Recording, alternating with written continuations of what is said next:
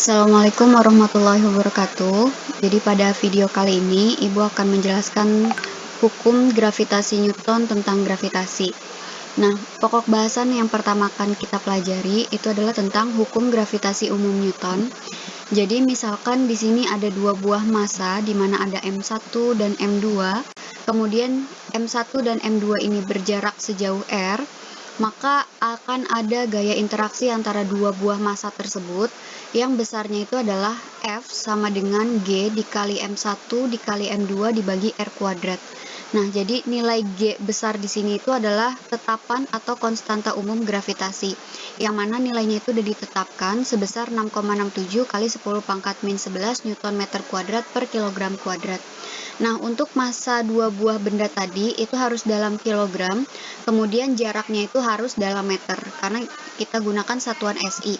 Nah, kemudian penerapan dari gaya gravitasi tersebut itu apabila kita kaitkan konsepnya itu antara planet bumi dengan matahari ataupun satelit bulan dengan bumi. Nah, itu bisa diterapkan pada benda-benda yang ada di angkasa.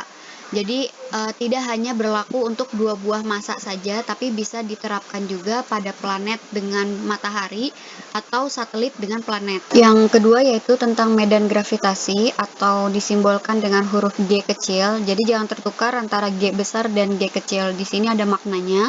Untuk G besar itu adalah tetapan atau konstanta gravitasi, sedangkan G itu adalah untuk medan gravitasi atau percepatan gravitasi atau kuat medan gravitasi yang artinya adalah ruang yang masih dipengaruhi oleh gaya gravitasi. Jadi misalkan ada benda bermassa M.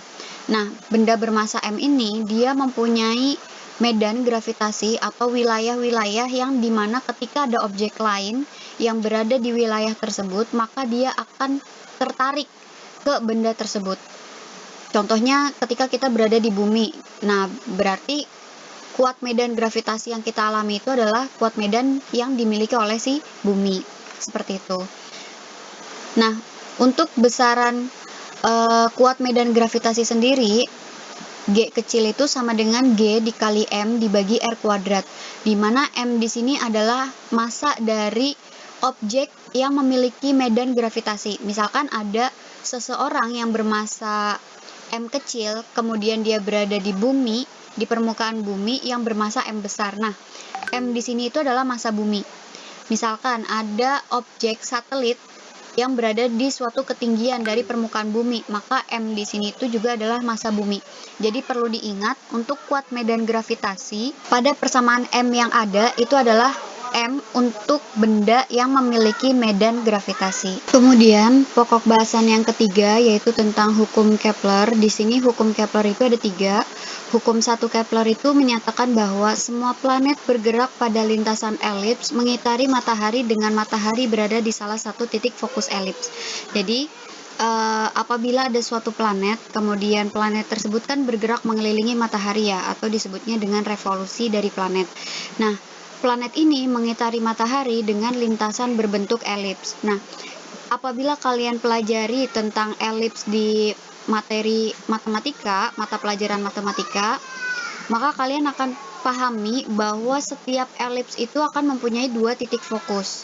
Di sini ada fokus 1 dan fokus 2. Nah, di sini dikatakan matahari itu berada di salah satu titik fokusnya. Nah, ibaratnya matahari itu ada di titik fokus 1. Berarti dia ada di fokus 1. Bolehkah di titik fokus 2? Boleh gitu. Jadi tidak harus di fokus 1 saja. Intinya dia berada di salah satu. Boleh di fokus 1, boleh di fokus 2. Nah, kemudian ketika planet ini bergerak mengitari matahari, kan ada kalanya ketika planet ini sangat dekat dengan matahari, kemudian ketika planet tersebut sangat jauh dari matahari. Nah, ketika planet ini dia sangat dekat dengan matahari, maka garis dari planet ke matahari itu kita sebut sebagai perihelium. Kemudian ketika dia berada sangat jauh dari matahari, itu kita sebut garisnya adalah aphelium. Jadi ketika terdekat itu ketika di sebelah kirinya, dan terjauh itu ketika di sebelah kanan dari mataharinya gitu.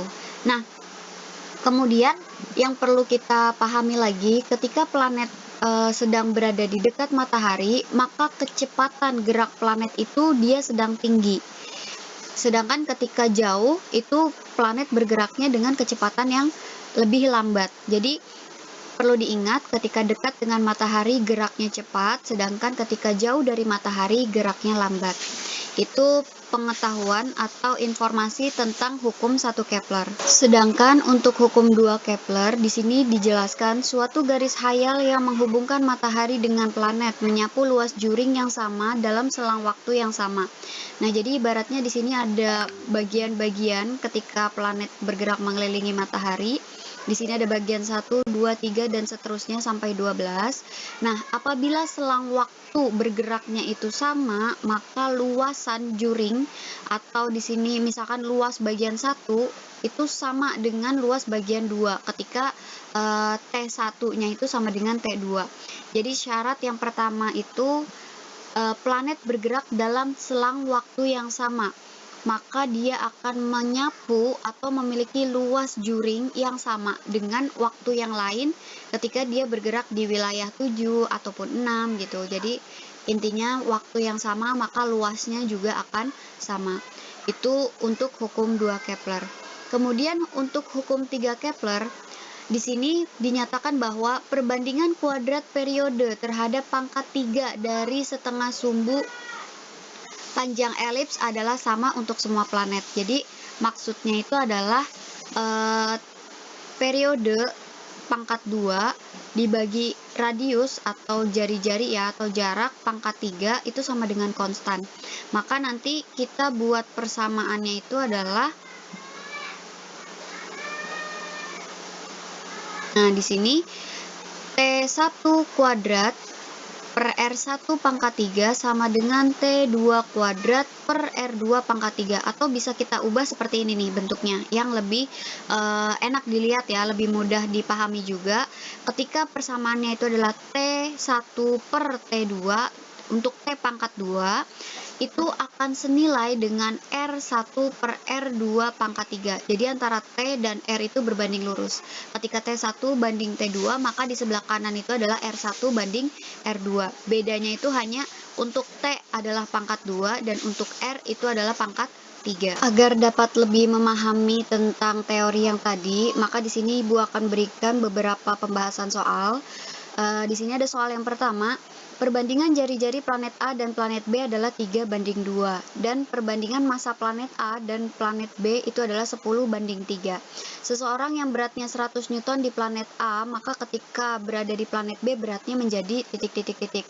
Di sini data yang diketahui itu adalah RA banding RB itu sama dengan 3 banding 2, kemudian MA banding MB itu adalah sama dengan 10 banding 3, dan ketika W di A itu adalah 100 Newton, pertanyaannya berapa besar WB? Nah, di sini kita gunakan perbandingan di mana WB banding WA. Jadi, apa yang ditanya kita letakkan di atas ya. Jadi di sini karena yang ditanya WB, maka kita WB banding WA. Jika yang ditanya WA, maka WA banding WB. Untuk memudahkan ketika nanti pindah ke kanan itu tinggal dikali. Jadi, fokus untuk apa yang ditanya itu kita letakkan di atas. Kita gunakan perbandingan WB banding WA. Sama dengan, nah di sini untuk massa itu berbanding lurus. Jadi kalau WB banding WA, maka di sebelah kanan itu adalah MB banding MA. Kemudian untuk R itu berbanding terbalik. Jadi untuk WB banding WA, di sini justru RA banding RB. Dan untuk R itu adalah harus kuadrat. Nah, di sini karena kita punya datanya MA banding MB 10 banding 3, maka untuk MB banding MA itu dibalik, jadi 3 banding 10 dikali RA banding RB 3 banding 2 dikuadratkan, dikali WA ya. Jadi WA di sini pembagi, pindah ke kanan itu jadi pengali. Nah, di sini tinggal kita masukkan angkanya, 3 banding 10 dikali 3 kuadrat 9, 2 kuadrat 4, jadi 9/4, dikali WA-nya itu 100. Berarti di sini 3 dikali 9 dikali 100 hasilnya dibagi dengan 40. Nah, jika kalian gunakan kalkulator maka hasilnya itu sekitar 67,5 Newton. Itu pembahasan untuk soal nomor 1. Untuk soal nomor 2, berikut adalah tabel yang memuat data fisis benda P dan benda Q terhadap bumi. Berdasarkan tabel berikut, maka perbandingan kuat medan gravitasi antara benda P dan benda Q adalah titik-titik-titik. Di sini ada tabel, nama bendanya itu adalah benda P dan benda Q. Kemudian di sini diketahui massa benda dari benda P dan benda Q. Kemudian ada posisinya R dengan 1,5 R. Nah, di sini apabila kalian diberikan massa dari bendanya, kemudian ditanyanya itu adalah perbandingan kuat medan gravitasi atau G, maka massa ini tidak berpengaruh. Jadi massa yang dimasukkan itu adalah massa jika data yang diberikan adalah massa dari objek yang memiliki kuat medan gravitasi. Sedangkan ini adalah objek yang ada di suatu objek lain yang memiliki kuat medan gravitasi. Jadi massa di sini tidak berpengaruh. Jadi yang dimasukkan ke dalam persamaan itu adalah tinggal perbandingan terbalik antara G dengan R-nya saja. Jadi apabila perbandingan GP banding GQ, maka di sebelah kanan itu adalah RQ banding RP. Dan jangan lupa untuk R itu selalu kuadrat. Ya. Nah, di sini berarti 1,5 R banding R. Nah, kan dicoret, berarti 1,5 pangkat 2. 1,5 itu adalah 3 per 2. 3 kuadrat 9, 2 kuadrat 4. Jadi GP banding GQ itu jawabannya adalah 9 banding 4. Lanjut ke soal nomor 3. Benda pada permukaan bumi memiliki percepatan gravitasi 1 per 16 G. Jadi di sini 1 per 16 ya. Dengan G itu adalah percepatan gravitasi di permukaan bumi. Anggaplah bumi bulat sempurna dengan jari-jari R. Maka di manakah benda tersebut terletak di atas permukaan bumi? Jadi ada satu benda, dia itu mengalami besar percepatan gravitasinya itu adalah 1/16 kali dari percepatan bumi. Nah, jadi yang ditanyakan itu ketika dia mengalami besar percepatan gravitasi 1/16 tadi, itu letak posisinya itu di berapa ketinggiannya dari permukaan bumi, seperti itu. Nah, jadi untuk pertanyaan seperti itu solusinya itu adalah kita buat perbandingan, di mana di sini nilai G aksen itu adalah 1/16 G. Jadi G aksen itu adalah untuk kuat medan gravitasi atau percepatan gravitasi ketika berada pada ketinggian H dari R, ya. Nah, jadi yang ditanya itu adalah H-nya. Nah, di sini G aksen banding G. Nah, perbandingan antara G dan R itu kan terbalik. Jadi G aksen itu sebenarnya kan R plus H ya. Dan G itu adalah untuk ketika nilainya di R. Jadi di sini G aksen banding G maka terbalik. Di sini adalah R banding R plus H dan jangan lupa dikuadratkan. Tinggal kita masukkan nilainya. G aksen itu 1/16 G. Di sini nilai G-nya kita coret. Jadi 1/16 sama dengan R kuadrat per R plus H dikuadratkan. Nah, di sini kedua ruas itu kita akarkan. Jadi akar 1 itu adalah 1, akar 16 itu adalah 4, akar R kuadrat itu adalah R, dan akar dari R plus H dikuadratkan itu adalah R plus H. Di sini tinggal kita kalikan silang, 1 dikali R plus H jadi R plus H, 4 dikali R jadi 4R. Karena yang ditanya H, maka sama dengan 4R min R. Di sini R positif di kiri pindah ke kanan jadi min. Maka ketinggiannya itu adalah sebesar 3R. Jadi satu benda tadi ketika berada di ketinggian 3 kali R dari permukaan R, maka dia akan mengalami gravitasinya sebesar 1/16 kali dari percepatan gravitasi ketika berada di permukaan.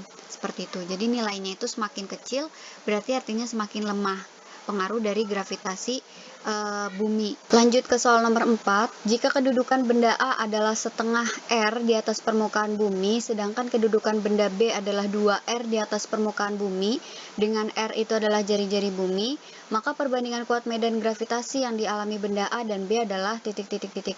Nah, di sini kita diminta untuk membandingkan antara GA banding GB. Berarti kan perbandingan terbalik dengan nilai R-nya. Jadi ketika GA banding GB, maka R-nya itu adalah RB banding RA, dan jangan lupa untuk dikuadratkan. Di sini clue yang harus diperhatikan itu ketinggian yang diberikan itu diukur dari permukaan bumi, maka untuk nilai R-nya itu nanti harus ditambah sejumlah R. Jadi untuk A itu kan di sini RB ya, karena RB itu 2R, itu harus ditambah dengan R. Karena 2R-nya itu dari permukaan bumi, maka 2R ditambah R. Kemudian untuk yang A itu setengah R ditambah dengan R. Jadi yang atas itu kan dapat 3R, yang bawah itu berarti 3/2R. Jadi dicoret hasilnya itu jadi 2/1. Nah, 2/1 dikuadratkan, 2 kuadrat 4, 1 kuadrat 1. Jadi GA banding GB itu adalah 4/1. Lanjut ke soal nomor 5. Seorang astronot ketika berada di permukaan bumi mengalami medan gravitasi sebesar G. Maka ketika berada pada ketinggian 1,5 R dari permukaan bumi akan mengalami medan gravitasi sebesar titik-titik-titik. Nah, ini sama seperti soal nomor 4, tapi ditanya besarnya itu berapa gitu. Jadi G aksen banding G, maka di sini berbanding terbalik ya. Jadi ingat R plus H itu untuk G aksen, untuk G yang berada pada ketinggian tertentu. Sedangkan G itu untuk yang berada di permukaan. Jadi berbanding terbalik antara G dengan R, maka ketika G aksen banding G, di sebelah kanan itu adalah R per R plus H dikuadratkan. Nah, kemudian di sini kita masukkan H-nya itu 1,5 R. Jadi R kuadrat per 1 ditambah 1,5 berarti kan 2,5 atau 5/2. 5/2 dikuadratkan, 5 kuadrat 25, 2 kuadrat 4. Jadi R kuadratnya dicoret, 1/25/4 itu artinya adalah 1 dikali 4/25 atau hasilnya adalah 4/25. Nah, 4/25 itu adalah sebesar 0,16. Jadi besar kuat medan yang dialami ketika berada pada ketinggian 1,5 R itu adalah 0,16 kali dari percepatan gravitasi yang dialami ketika kita berada di permukaan. Berikutnya soal nomor 6. Dua buah benda berada pada bidang yang sejajar, masing-masing benda memiliki massa yang berbeda. Massa benda pertama itu 2.500 kg dan yang kedua itu adalah 900 kg. Kedua benda ini terpisah sejauh 10 meter. Tentukanlah letak benda ketiga yang bermassa 4.500 kg harus diletakkan agar gaya gravitasi yang dialami itu sebesar 0. Nah, jadi kita gambarkan terlebih dahulu dari cerita yang diberikan di soal. Di sini ada benda pertama, masanya 2.500 kg. Kemudian ada benda kedua, besarnya itu 900 kg, yang terpisah sejauh 10 meter. Kemudian pertanyaannya itu adalah di mana letak benda ketiga yang bermassa 4.500 kg harus diletakkan supaya gaya gravitasinya itu nilainya 0. Nah, itu langkah awal kita lakukan, kita buat aja dulu titik permisalan. Nah, misalkan di sini Ibu gambarin di sini titiknya. Nah, kita kan belum tahu ya titik ini berjarak berapa dari A atau berjarak berapa dari B. Jadi kita misalkan titik ini atau benda ketiga ini itu berjarak dari A itu senilai X. Nah, berarti sisanya itu adalah 10 min X, karena panjang dari A ke B itu 10, dari A ke titik itu X, maka sisanya itu adalah 10 min X. Nah, maksud dari gaya gravitasi yang dialami itu sama dengan 0, artinya itu adalah FA sama dengan FB, atau gaya gravitasi antara benda A dengan B itu nilainya sama-sama kuat, makanya nilainya 0. Nah, untuk FA itu kan berarti G MA dikali M yang ketiga dibagi RA kuadrat sama dengan G MB dikali M dibagi RB kuadrat. Nah, M di sini itu kita coret karena M di sini itu adalah massa, sama-sama massa benda ketiga yang 4.500 ini. Jadi 4.500 ini nggak terlalu berpengaruh ke hitungan, itu cuman pengecoh ya kalau misalkan di soal itu. Nah, kemudian nilai G juga karena konstanta maka sama, jadi bisa dicoret, dan sisanya itu adalah tinggal MA per RA kuadrat sama dengan MB per RB kuadrat.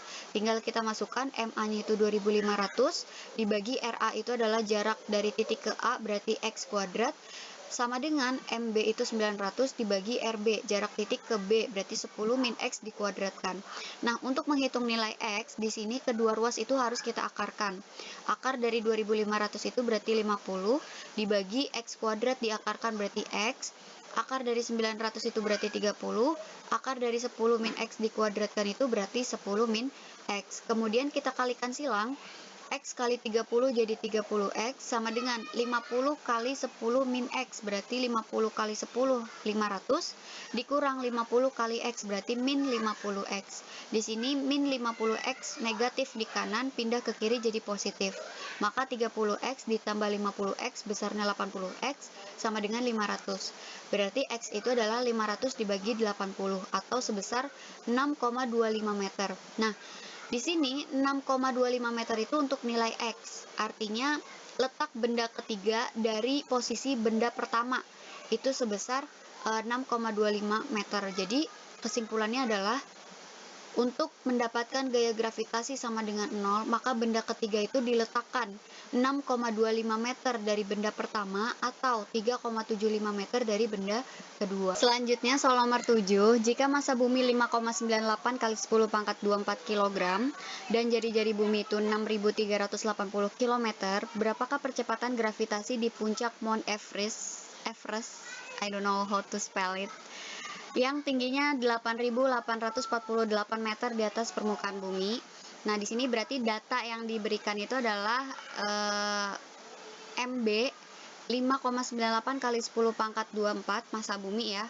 Kemudian jari-jari R sama dengan 6.380 km dan ketinggiannya H sama dengan 8.848 meter. Nah, di sini jaraknya itu harus kita totalkan, berarti R itu adalah R plus H, 6.380 ditambah 8,848. Jadi meternya itu kita ubah ke kilometer kan jadi 8,848. Nah, di sini berarti jadi 388,848 km atau diubah ke dalam meter jadi 6388,848 kali 10 pangkat 3 meter. Nah, di sini ditanyanya besar percepatan gravitasi, berarti G sama dengan G besar M per R kuadrat. Maka 6,67 kali 10 pangkat min 11 dikali 5,98 kali 10 pangkat 24 dibagi 6388,848 kali 10 pangkat 3 dikuadratkan. Nah, di sini kalau kalian mau menghitung menggunakan kalkulator, kalian typingnya itu 6,67 dikali 5,98 dibagi 6388,848 dibagi lagi dengan 6388,848. Nah, nanti hasilnya itu sekitar 9,77 ya, 9,77. Sebenarnya kalau 9,77 itu dibulatkan menjadi 9,8. Jadi mengikuti apabila nanti di bentuknya pilihan ganda kemudian ada pilihan 9,8, maka jawabannya itu adalah 9,8 meter per second kuadrat. Nah, yang berikutnya kita memasuki ke materi tentang hukum Kepler. Di sini soal nomor 8, jarak rata-rata planet A dan planet B ke matahari masing-masing sebesar R dan 3/4 R. Jika periode planet A adalah 8 tahun, maka periode planet B adalah titik-titik-titik. Di sini diketahui RA itu sebesar R dan RB itu sebesar 3/4 R. Kemudian TA periode ya, TA sama dengan 8 tahun, ditanyanya itu TB.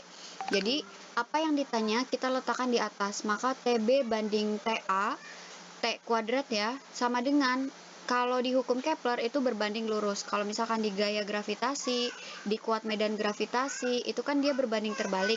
Kalau di periode, di hukum Kepler ini dia berbanding lurus. Jadi ketika TB banding TA, maka di sebelah kanan itu adalah RB banding RA. Nah, untuk T nilainya kuadrat, untuk R itu adalah pangkat 3. Sedangkan apabila ditanya TB-nya, berarti akar pangkat 2 atau akar dari RB per RA dipangkatkan 3 dikali TA.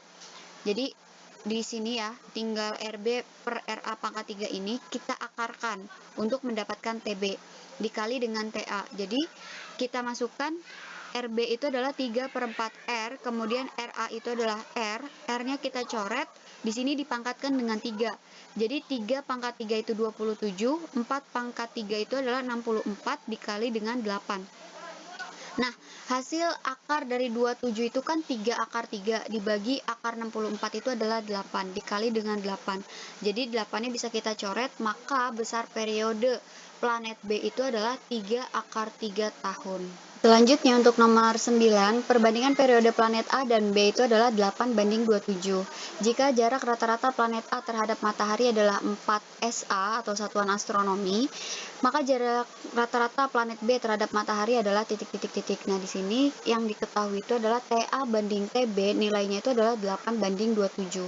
Kemudian RA itu sebesar 4 SA. Pertanyaannya RB sama dengan titik-titik-titik. Nah, jadi apa yang ditanya kan sudah Ibu sampaikan ya sebelumnya, apa yang ditanya kita letakkan di atas, maka RB banding RA, dan antara R dengan T itu kan berbanding lurus ya, jadi ketika RB banding RA maka di sebelah kanan itu adalah TP banding TA, TB banding TA. Nah, untuk R pangkat 3, untuk T pangkat 2. Karena yang ditanya R-nya, maka di sini TB per TA pangkat 2 tadi kita akarkan, tapi akar pangkat 3. Kalau tadi kan T yang ditanya, maka akar pangkat 2. Kalau R yang ditanya itu akar pangkat 3. Ya, dikali dengan RA. Nah, di sini berarti 27 bagi 8 dikuadratkan, diakarkan pangkat 3 dikali 4, berarti 27 kuadrat itu adalah 729, 8 kuadrat itu adalah 64, akar pangkat 3 dari 729 itu adalah 9, akar pangkat 3 dari 64 itu adalah 4. Jadi berapa kali berapa yang hasilnya 729, berarti kan 9 tuh. Nah, dikalikan dengan 4, 4-nya bisa kita coret, jadi hasilnya itu adalah 9. Maka jarak rata-rata planet B terhadap matahari itu adalah 9 satuan astronomi. Lanjut ke soal yang terakhir, yaitu soal nomor 10. Sebuah planet mengitari matahari pada garis edarnya seperti gambar berikut. Sesuai hukum Kepler, maka planet akan mengalami gerak paling cepat pada posisi titik-titik-titik. Nah, diingat, gerak paling cepat dari suatu planet itu adalah ketika dia berada paling dekat dengan matahari. Nah, ketika bentuknya elips seperti ini, paling dekat itu posisinya adalah ketika di titik A. Maka gerak paling cepat dari planet itu adalah ketika di A. Sekian pembahasan soal yang dapat Ibu berikan. Berikutnya untuk lebih memahami lagi, silakan kalian latihan soal secara mandiri dari LKS maupun buku paket. Terima kasih, kurang lebihnya Ibu mohon maaf. Wassalamualaikum warahmatullahi wabarakatuh.